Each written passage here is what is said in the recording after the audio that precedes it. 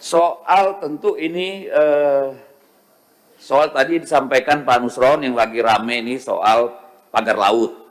Tadi mau saya tanya, ternyata semua yang sedang diributkan ini tidak satu pun di kawasan PSN ya Pak Nusron.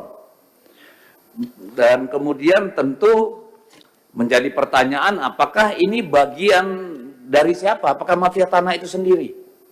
Terlepas dari PSN atau tidak? Mungkin Pak Nusron tidak perlu sampai ke sana, tapi saya mau mempertanyakan Pak Nusron. Di sini kan disebut ada pembatalan hak HGB dan hak milik, tapi tidak disebutkan luasnya berapa Pak Nusron. Hanya disebutkan ada 50 total bidang. Tapi berapa luas itu Pak Menteri? Ya, kita pengen tahu itu berapa luas.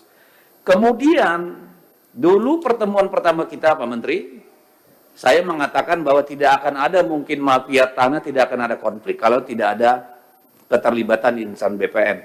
Dan hari ini kan itu terbukti. Ya.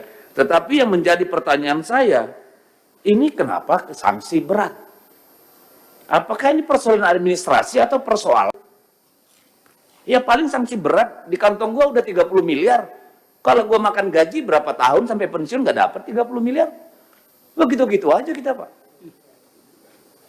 Saya kira tidak cukup hanya sanksi berat. Harus proses hukum. Karena ini kejahatan. Bukan malpraktek yang hanya berkonsekuensi sanksi. Ini saya kira perlu menjadi perhatian, Pak. Ya, termasuk yang di Surabaya dan sebagainya itu, termasuk yang Bekasi tadi. Kalau nggak bisa dibatalin, Pak, itu yang menerbitkan sertifikatnya, proses hukum dulu, Pak. Sehingga bisa dibatalkan bahwa itu produk cacat hukum. Jangan nunggu fatwa dari kejaksaan, Pak. Duit mereka lebih banyak, Pak. Saya minta, mohon, ya udah proses hukum, Pak. Sehingga bisa dibatalkan itu.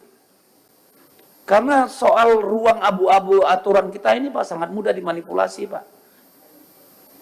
Semua ada bohirnya, mau bikin PP, mau bikin perpres, mau bikin apa. Semua bisa-bisa aja.